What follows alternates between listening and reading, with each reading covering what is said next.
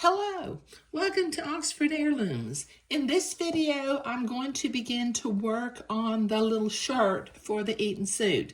Now, I am using the pattern from Eton Classic Sewing Magazine because I like the way that looked.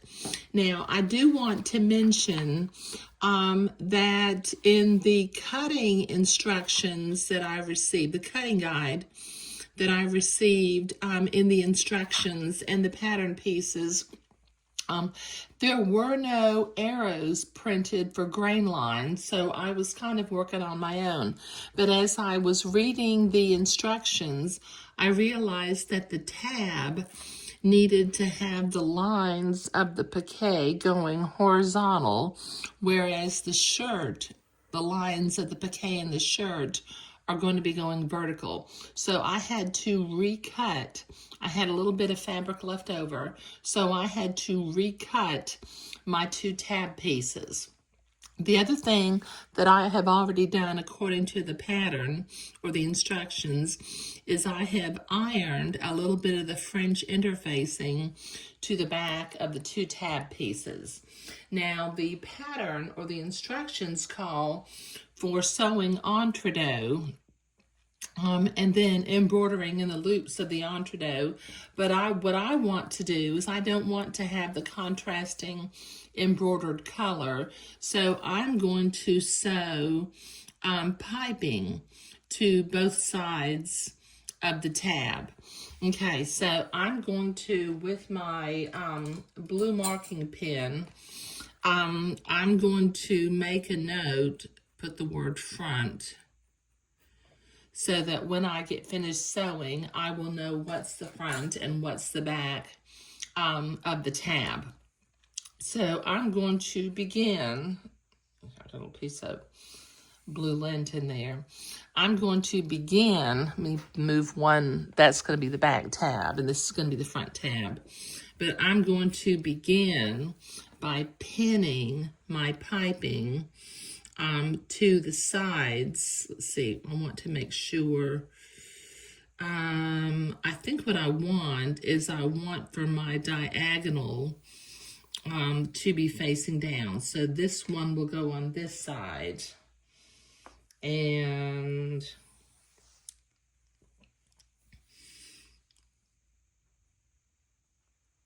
see if it's facing down. And that's facing, no, that's facing up. So I've got to go the other direction. Okay, so I'm just making sure that the diagonals on my piping, when they, no, that's facing up. Let's see. It's facing up now, but when I turn it over, it's still, I think I got to just turn it the other direction. Okay, so when I turn it over, I'm still not, I wonder, well, maybe it's because the piqué, well, I'll just not have to worry about it. Okay, so I wanted the diagonals to be facing down on both sides, but I don't seem to be able to position it in a way. Let me check this one. No? Okay, well, never mind. Okay, so I'm going to pin, let me move that one piece of piping out of the way. I'm going to pin my piping to the tab because I seem to have a little bit better luck if I pin it into place rather than just stretching it as I sew. I don't tend to get quite so many puckers in the seam when I do it this way. Okay, so this will take me a minute to get this piping pinned on to both sides. So I'll be right back. Okay, so I've got my piping pinned to both sides of the front tab. I've got my white thread in the machine and my zipper foot on here. So I'm going to take a minute. Let me move this on the camera over this way. And I'm going to sew the piping to the tab.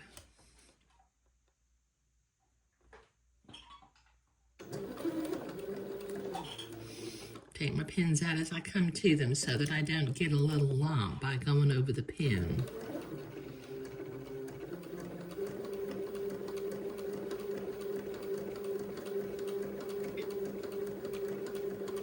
Now I'm going kind of slow because this piping is only 1/4 of an inch thick, and I don't want it to be pushed to the left by the zipper foot. So I've got it pinned, and I'm kind of carefully holding it into place as I sew.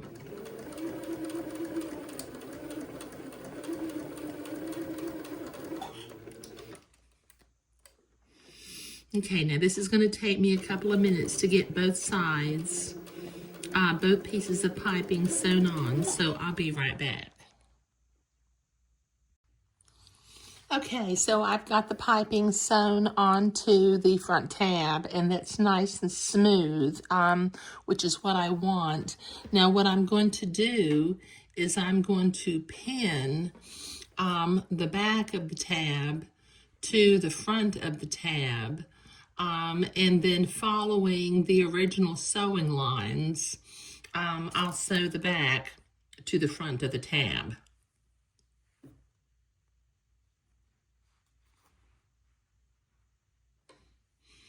Okay, so this is going to take me a minute to get this all pinned together so that it's nice and neat. So I'll be right back.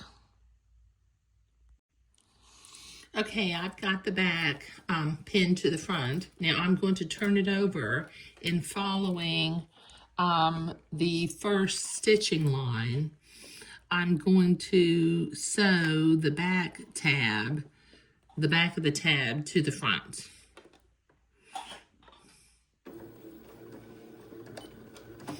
Go back and forth a little bit at each end because I'm going to have to turn it in a little bit, and I don't want it to come undone.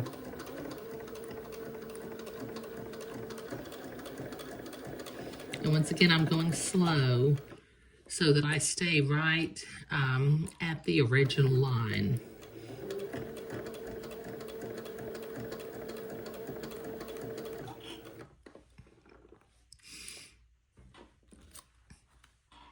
Okay, now I need to sew both sides. So let me do this and I will be right back.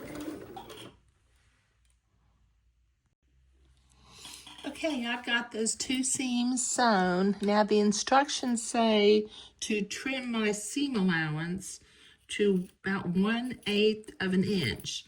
So I'm going to cut on both sides of the tab until the seam is about 1/8 of an inch.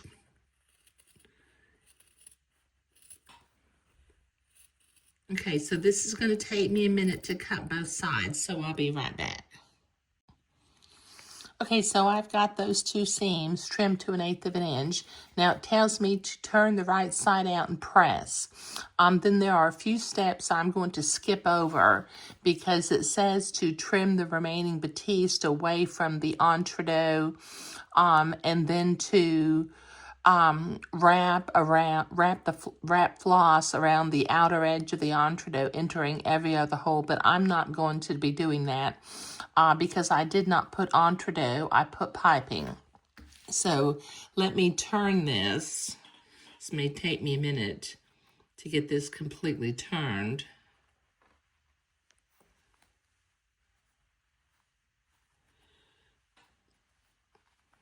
Maybe a better way to do this, but you know, I'm just going to take my time.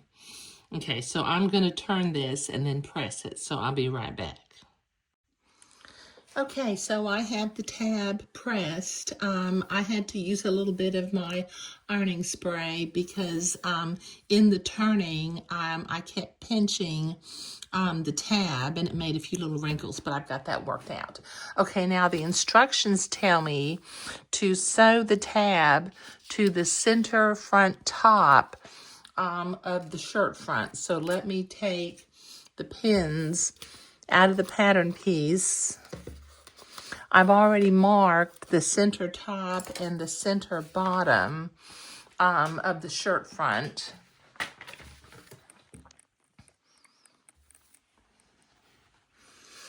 Okay, I've got sort of a crease in here. Got a little speck of blue velvet that got left over from sewing the shorts. Okay, so let me come up here to the top and center the tab. And then slip it up a little bit.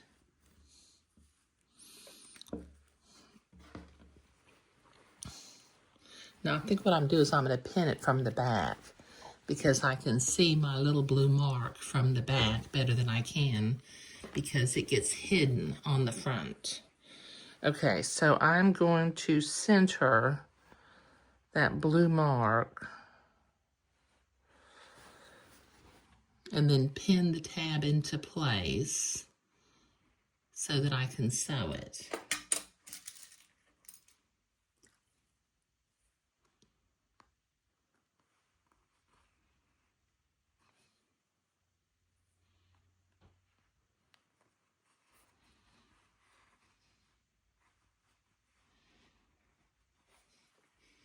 Okay, let me measure real quickly.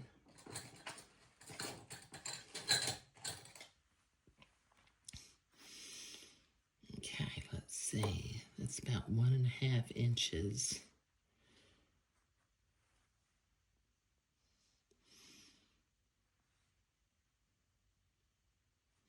Okay, so I think I need to move my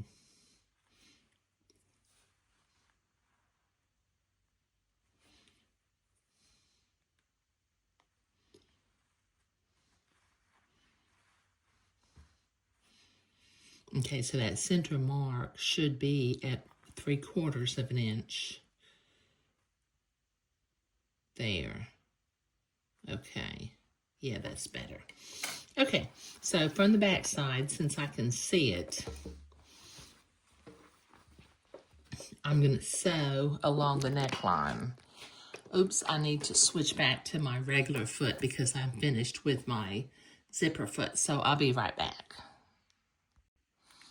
Okay, so I've got my other foot, my sewing foot on. So I'm going to sew this tab into place.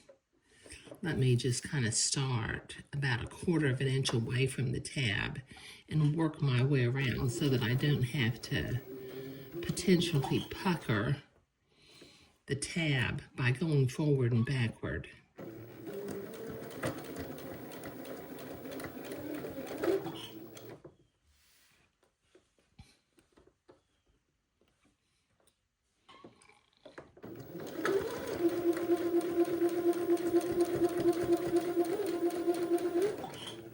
And then I'll go about 1/4 of an inch past the tab. Okay, so I've got that tab sewn on.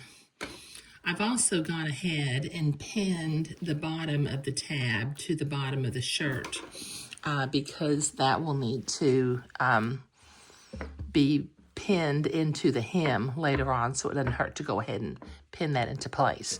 Okay, now the instructions say to trim the excess tab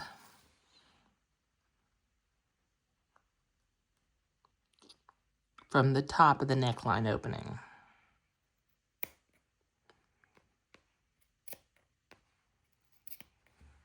Because eventually we're going to put a collar, a Peter Pan collar on here, and a neckband, and sew that into place. There.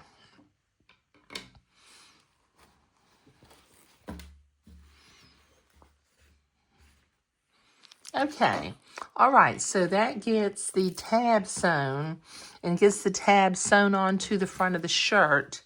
And in the next step, we'll begin to work on the shirt back. But in this particular video, we were sewing the piping onto the tab pieces and turning it, pressing it, and sewing the tab onto the front of the shirt. Thank you.